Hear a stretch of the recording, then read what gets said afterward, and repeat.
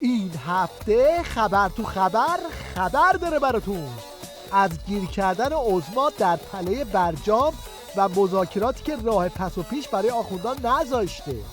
از یه طرف وزیر امور خارجه شون میگه توافق کردیم، اما در راستای تداوم گفتگوهای دیپلماتیک حضور هیئت ایرانی از سازمان انرژی اتمی در وین به توافقی دست پیدا کردیم که هم برخی از ادعاها و نگرانی‌هایی که آژانس بیان می‌کرد برطرف بشه و هم از اون طرف این مذاکره کننده مشنگ میگه هم اختلافات قبلی سر جاشه و هم اختلافات جدیدی اضافه شده.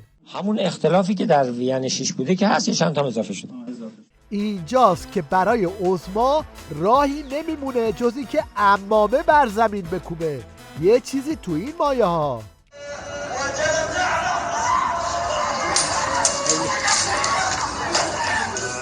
این وسط تنها حرفی که برای امام جمعه های موقت خامنه‌ای باقی میمونه روزخونی برای بسیجی‌ها و قمپوز درمانیه. اگر امروز کوتاه بیاییم و اگر امروز در این شرایط، در این دولت، در این مقطع، در این فضای جدید باز هم ما کوتاه بیاییم، در حقیقت ما جایگاه الگو بودن خودمون را در مقاومت از دست دادیم. البته خودشون هم خوب میدونن که ویراژ دادن توی این وضعیت آخر عاقبت نداره و به چنین روزی میافتن.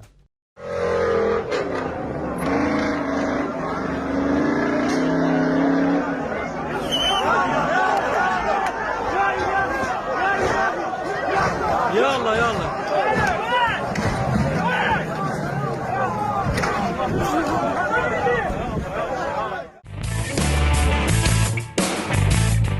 این یکی هم معلومه بد جوری گاوگیجه گرفته و تقلای عظما برای بمب سازی رو اینطوری برملا میکنه. گرچه ما موافق بمب نیستیم، بمب نخواهیم ساخت اما بدانن که علم و دانششو داریم. توی این وضعیت تنها کاری که از آخوند رئیسی ساخته است دوره‌گردی و خالیبندی و مسخره بازیه. یه نمونهش رو تو سفرش به یزد ببینید. یکم صبر کنید من اونا رو میگم حاج آقا. شما یکم صبر کنید اونا رو میگم حاج آقا. رئیس جمهور نظام که این باشه دیگه تکلیف معاون اولش روشنه. این یارو مخبر اونقدر قاچاق کرده و شارلاتان بازی در آورده که دیگه جلوی زبونش رو هم نمیتونه بگیره و اینجوری سوتی میده. این تجهیزاتی که برای ساخت واکسن میخواستیم بیاریم که الان هم بعضی از گرفتاری ها هنوز یک کمیش مونده، در یکی از این انتقال پول هایی که داده شد به یکی از کشورها ردی از این که این مال تجهیزات واکسنه دیده شد. ما نتونستیم اون تجهیزات بیاریم. بعدیش هم سفیر عزیزمون با عنوان اسباب خونه‌اش آورد خلاصه کشور. یعنی یه اتفاق اینجوری، حالا شاید اینا رو گفتنم صحیح نباشه، بعضی حالا دیگه این از زبونم هم رفت گفتم خلاصه. حالا که دور بگمه رئیس استبل ولایتم اینطوری از بخوراش پرده برداری میکنه. رئیس بانک مرکزی ما جواب منو نداد. تازه بعد که جواب داد میگه آقا خالی آف نمیشه. معاون اول یه چیز دیگه گفت. رئیس جمهور که اصلا تلفن جواب نمیداد. ولی من السی وا کردم.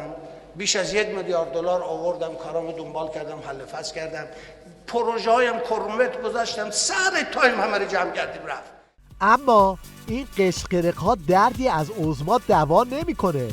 آژیر خطر این نظام خیلی وقته که کشیده شده و هیچ جوری هم نمیتونن نظامشون رو حفظ کنن. این هم از اعتراف یه شکنجهگر سابق و اصلاح طلب قلابی لاحق. امروز هم محال است اگه فکر میکنم میشه نظام رو حفظ کرد بدون حضور مردم و پشتیبانی مردم اشتباهه. و اگه فکر میکنم مردم ایران مردمی هستند که با دستور میتونن بگن شما اینا رو انتخاب کنید، بگن چشم ما حتما میایم پای صندوق. اون آقا رو انتخاب نکنید، بگن چشم ما حتما میایم. اینجوری نیست. آژیر خطر به صدا در آمد در سال 98 بعد از آژیرهای مکرری که قبلا به صدا در آورده بود که آقا اینجور نکنید. خلاصه این که زمین زیر پای آخوندا بد جوری سست شده و هیچ کدوم از باندهای نظام هم در امان نیستن.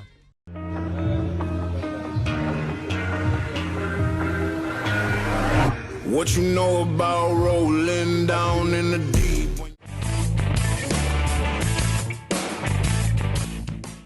مشنگستان این هفته رو با پرت و پلاهای داداش بزرگه عظما شروع میکنیم که بعد از گذشت 40 سال از کودتای فرهنگی خمینی تازه یادش افتاده که دانشگاه رقیب حوزه است. دانشگاه هم با اینکه به حمدالله یکی از پایه‌های خوب ماست، در اصل تأسیس برای رقابت با حوزه از بین بردن بود. دیدید که امثال فروغی اینا رو آوردن، دانشکده حقوق هم آوردن که دستگاه قضا رو بگیرن در دست. این دایناسور انبابه‌دارم دم آخری به فکر پاچه‌خواری از عظما افتاده و با توهین به مردم میخواد عبای جرخورده عظما رو بدوزه. من بارها گفتم ما مردم ایران ما غالبا نمک به هر اومد صافوس کرد. اینا اصلا فکر نمیکنه این مملکت چجوری نگه داشته. درسته مجاهده میکنن راهپیمایی میانی برو، اما من خیلی با خیلی ها میشینم میگم بی انصافا فکر نمیکنه این مملکت کی اینجوری نگهش داشته. یعنی به دست کی نگه داشته؟ خوبه خدا نگه داشته، به دست کی؟ اگر این مقام معظم رهبری نبود تو رو چیکار میکردی؟ امروز دست شما نفس بکشی. جوجه آخونده هم از منبر به اینستاگرام پناه بردن و با این ادواتوارهای مضحک میخوان عمامه عظما رو از شعله‌های خشم مردم در ببرن. حالا بزرگواران عده‌ای میگن ما جمهوری اسلامی رو نمیخوایم، باید کجا بدیم، دردمون رو به کی بگیم؟ ببین عزیزان من، یه زمانی محمد رضا شاه تو رأس حکومت بود، دقیقاً ما هم همین حرف شما رو بهش میزدیم. خب شما ما چیکار کرد؟ گفت بفرما عزیزم مملکت تقدیم شما. خیر ثابت رو انداخت به جون مردم که حتی تو خونه‌ش هم طرف جرئت نمی‌کرد علیهش حرفی بزنه. خب حالا توقع داری چون تو از نظام خوشت نمیاد دو دستی نظام رو تقدیم تو کنی؟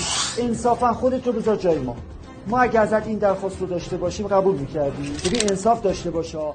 پاسدارا از یه اسباب بازی رونمایی کردن که اسمشو گذاشتن جنگنده. طرف کلی تبلیغش رو میکنه اما حتی یه صحنه هم نشون نمیده که از زمین بلند شده. آخرش هم میگه امیدواریم هرچه زودتر عملیاتی بشه. F-313 جنگنده‌ای 100% ایرانی با قابلیت‌های بی‌نظیر. قاهر F-313 فناوری این جنگنده آنقدر نوین است که اسپوتنیک روسیه گزارشی برای آن نوشت و از آن به عنوان یکی از پیشرفته ترین جنگنده های نسل پنجم جهان نام برد. آرزو می‌کنیم جنگنده کاملا ایرانی ما هرچه زودتر عملیاتی شود و قوه قهریه قاهر F-313 را از نزدیک مشاهده کنیم. شباهت این اسباب بازی به جنگنده های واقعی مثل شباهت این بادمجون به نوشابه واقعیه.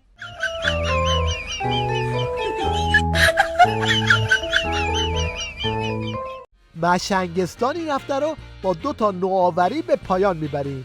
یکی نوآوری در انتخاب اسم یک خیابون از سن بدبختی رو بگرن سپیاز. یکی هم نوآوری در ساخت مسکن. بله تو کوچه هستیم الان، به یه موردی برخوردیم درو برعکس گذاشتن تو کار. یعنی من قصاشو زنده میخوام، ساقیش هم همینطور. حالا یکی کسی خواست مثلا بره از تو بیاد بیرون با چجوری بیاد؟ بنظرم تو حیاتو در میزنه، یکی درو با تو کوچه و وا کنه.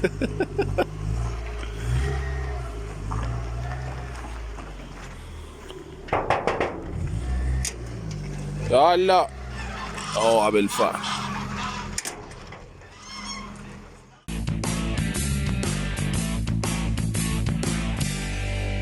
همزمان با افزایش بودجه تیویریش برای ساختن برنامه‌های آبکی، یکی از سریال سازهایی که سالها تو صدا و سیمای نظام کار میکرده حالا اومده عذرخواهی میکنه و میگه هرچی ساختی مالکشی بود. من خیلی ناراحتم از اینکه خانه سبز ساختم.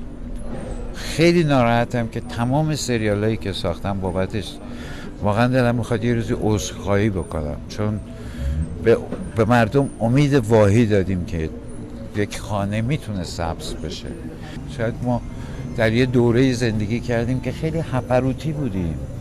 من یادم یکی از جرم‌ها این بود که شما پاتون رو زمین نیست، از کدوم کره اومدید؟ مثبت اندیشی یعنی چی؟ بعد شد یه سبز، شد یه سیاه. بعد فهمیدیم که مثبت اندیشی یعنی ماله بکشیم به همه چیز، که امروز دارن دوستان ما ماله کشی میکنن، توجیه میکنن دزدی ها رو، توجیه میکنن شرایط مملکت و قبح خیلی چیزایی که اصلا غیر قابل تصوره از بین میبرن. تیویریش و باز هم سوتیریش. ساخت نیروگاه به نام خدا سلام، این خبر اقتصادی است. ساخت نیروگاه به نام خدا سلام، این خبر اقتصادی است. ساخت نیروگاه مشترک ایران با جمهوری آذربایجان.